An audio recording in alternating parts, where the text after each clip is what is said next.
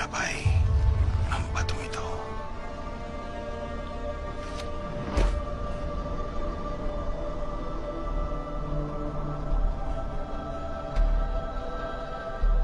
Ang tao ay hindi lang sa tinapay nabubuhay,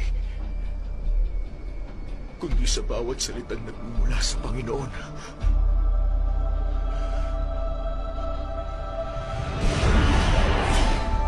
Kung talagang mahal ka ng Diyos, tumalang ka. Hindi ba tuutusan niya ang kanyang mga anghel upang ingatan ka? Huwag mong subukin ang Panginoon mong Diyos. Ang tangi kong sasambahin ay ang Panginoon kong Diyos. Siya lang ang aking paglilingkuran.